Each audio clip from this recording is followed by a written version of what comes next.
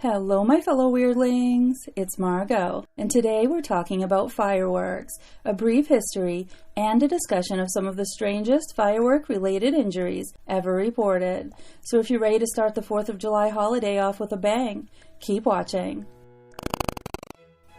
American Independence Day, with its long history of overt spectacles of patriotism, red, white, and blue adorned cookouts, parades, alcohol consumption, firework displays, and amputations. Fireworks have been an intrinsic part of the Independence Day experience since the very first celebration on July 4th, 1777.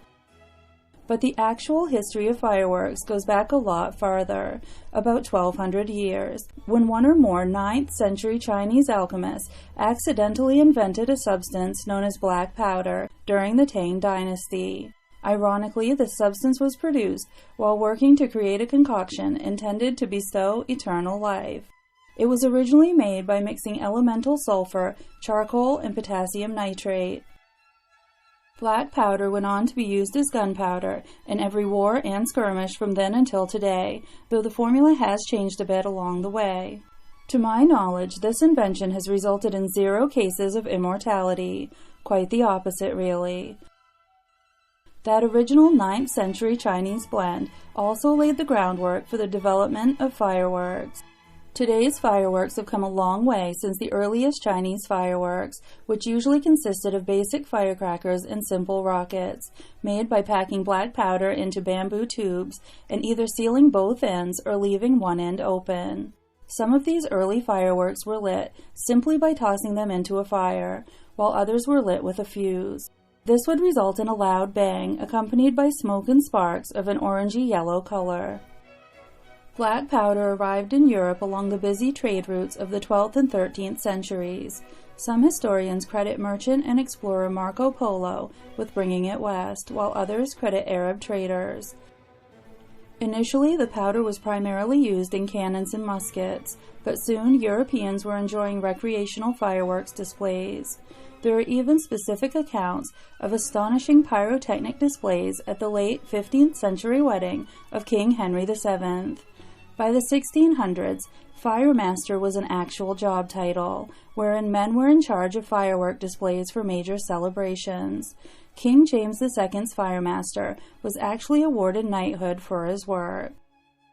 By that first July 4th Independence Day in 1777, fireworks had reached the newly independent United States and were fired off in all their glory in celebration of the 1-year anniversary, give or take a couple days, of the signing of the Declaration of Independence.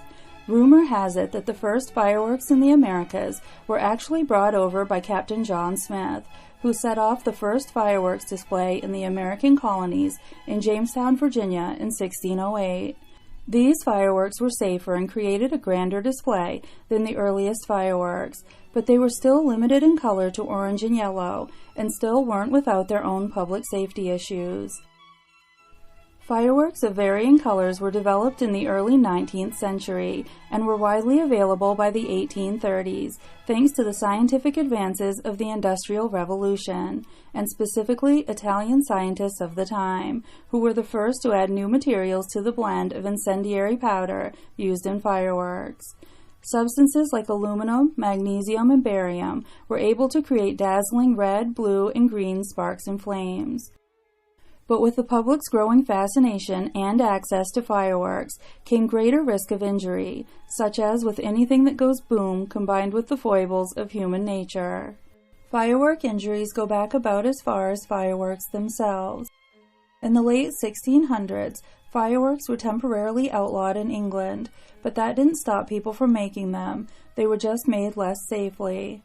In the 18th and 19th centuries, fireworks factory explosions were disturbingly prevalent. Unfortunately, the victims of these explosions were often children. In 1810, a fireworks maker and her child assistant were preparing rockets for King George III's Golden Jubilee, when 200 barrels of gunpowder ignited, blowing the house they were in and an adjoining house to smithereens. In 1821, a child employee of a fireworks maker set a rocket by the fire to cool, nearly blowing up the whole neighborhood. A local reported that he barely escaped with his jacket on fire. In 1825, in a Whitechapel, London fireworks factory, 2 boys were, to quote a village bulletin, blown to a considerable height and were much injured, while ramming gunpowder into pyrotechnic rockets. The UK's Gunpowder Act of 1860 finally brought some semblance of regulation to the firework industry. A really interesting story I came across took place on July 4, 1894 in Montclair, New Jersey, during the town's annual Independence Day celebration. A 12-year-old boy named Frederick "Freddie" Griffith had stuffed his pockets with firecrackers and headed into town. As he weaved through the crowds where many attendees were setting off their own rockets in no orderly fashion, Freddie, while holding a lit fuse in the same hand, pulled the firecrackers from his pockets. Of course, they ignited, causing serious injuries to the boy. Thankfully, an industrious man named Dr. Case rushed to the scene. Though we feared Freddie would soon succumb to his injuries, Dr. Case had the ambitious idea to perform a series of skin grafts on an extraordinary scale. According to newspaper articles of the time, this plan resulted in what was possibly, quote, the strangest contribution made by one set of human beings to another in the whole history of altruism.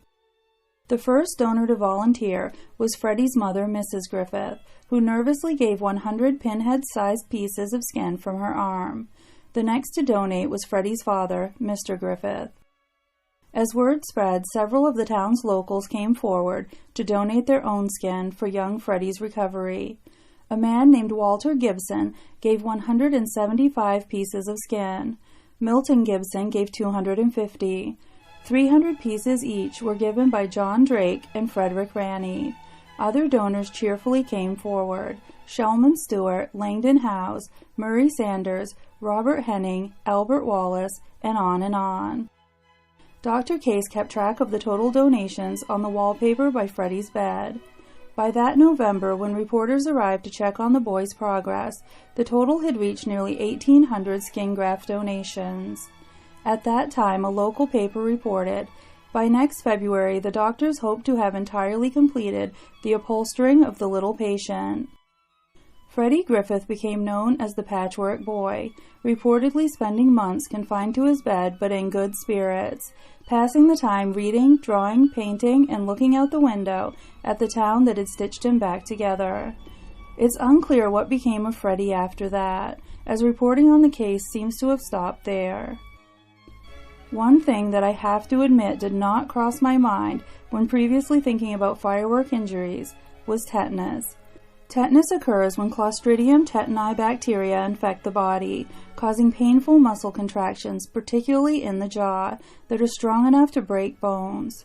These bacteria are common in soil, but can be dispersed into the air as infectious spores if the soil is disturbed, such as by exploding fireworks. It's reported that in the late 19th century, tetanus cases spiked annually around Independence Day. This wasn't even the result of direct firework-induced injuries, but from fireworks exploding on the ground, toy guns that shot blanks, and celebratory gunshot blasts spraying chunks of tetani harboring soil and showers of shrapnel deep into the skin of bystanders. According to the American Medical Association, this affliction, known as Patriotic Tetanus, killed more than 400 people in 1903 and was likely responsible for 2/3 of all explosive-related deaths from 1903 to 1909. A tetanus antitoxin became available in 1900, and the first tetanus vaccine was introduced in 1924. By 2015, fewer than 10 fatal cases of tetanus were reported yearly in the U.S., though tens of thousands of people do still die of tetanus annually in less developed countries. Another issue I probably wouldn't have thought of is phosphorus poisoning, probably because I've never thought of fireworks as a potential snack. White phosphorus, which goes up in flame when its temperature reaches about 86 degrees Fahrenheit, or 30 degrees Celsius, is a common ingredient in things designed to ignite, such as match heads, Molotov cocktails, and fireworks. In the 1940s, it's reported that several children died from acute phosphorus poisoning, from eating fireworks, especially of the spit devil variety. When we picture firework-related injuries, most of us probably most commonly conjure images of missing hands or fingers. That sort of injury is certainly very common. What isn't so common is gaining a whole new hand after the fact. In 2000, a 38-year-old man received a successful hand transplant after losing his dominant left hand in a fireworks lighting accident 13 years earlier. The transplanted hand was sourced from a 58-year-old donor. It's reported that at 1 year, the patient could perform many functional activities with his left hand that he had not been able to perform with his prosthesis, such as throwing a baseball, turning the pages of a newspaper, writing, and tying his shoelaces. That level of dexterity has to have been beyond anyone's wildest expectations. I'm warning you, this next one is exceptionally gruesome. In 2011, a 41-year-old man in North Dakota was actually decapitated while setting off 4th of July rockets. The man caught his neighbor's attention when he lit off a very loud firework in his own yard. The neighbor then watched the man walk into the street to light another firework, and then suddenly disappeared in a cloud of smoke. The neighbor later said, "Within 10 seconds of us talking to him, he lit it, and all we saw was a cloud of smoke, a bang. When I walked up to his body, it was nothing but his shoulders down." Much more common firework injuries involve damage to the eyes. In 2017, a 44-year-old man was lighting a firework when it exploded in his face, propelling hot shrapnel into both of his eyes.